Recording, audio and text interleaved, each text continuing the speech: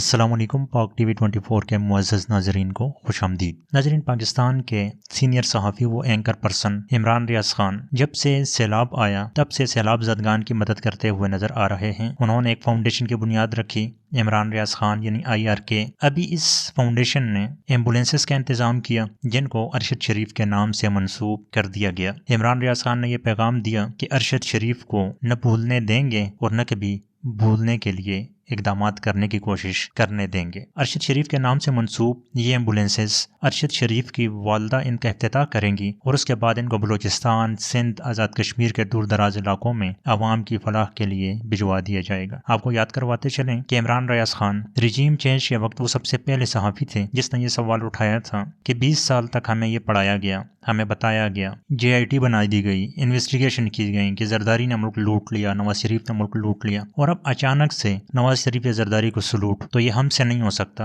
आपने अपने प्लान बदल दिए तो ठीक है, लेकिन हम ऐसा नहीं कर सकते। इसके जवाब में इमरान रियाज़ खान के ऊपर दर्जनों पर्चे कटे। इस्लामाबाद से गिरफ्तार होते हैं तो कभी पिंडी भिजवाए जाते हैं, पिंडी से गिरफ्तार होते हैं तो किसी और थाने भिजवाए जाते हैं, और वहां से गिरफ्तार होते हैं तो लाहौर भिजवा दिया जाता है। और यूं उनको दिन भर जगह जगह मुख्तलिफ थानों के अंदर घुमा फिरा कर उनको गद्दारी के सर्टिफिकेट दे दिए जाते हैं। लेकिन उसके बाद जब सैलाब आता है तो यही इमरान रियाज़ खान अपने तमाम तर इख्तलाफात भुलाकर मदद की अपील करता है, जगह जगह जाता है, अपने कैंप लगाता है, आवाम से पैसा इकट्ठा करता है। सबसे पहले सिंध जाते हैं, वहाँ जाकर आवाम की मदद करने की कोशिश करते हैं। उसके बाद बलूचिस्तान जाते हैं और अभी तक उनका ये इदारा या उनकी ये फाउंडेशन आवाम की मदद करते हुए नज़र आती है। लेकिन सवाल यहाँ पर ये पैदा होता है कि वो तमाम बड़े बड़े सहाफ़ी, बड़े बड़े एंकर जो दिन रात बैठ कर तनकीद करते हैं, उन्होंने इस सैलाब के दौरान कितनी मदद की, कितने लोग सैलाबी इलाकों में गए और उन्होंने हुकूमत को बताया कि जरदारी साहब आप यहाँ पर बैठ कर जोड़ तोड़ कर रहे हैं और वहाँ पर इस ठठरती सर्दी के अंदर सिंधी आवाम सड़कों पर सो रही है, वहाँ के बच्चों को स्किन डिजीजेस हो चुकी हैं। मजाल क्या है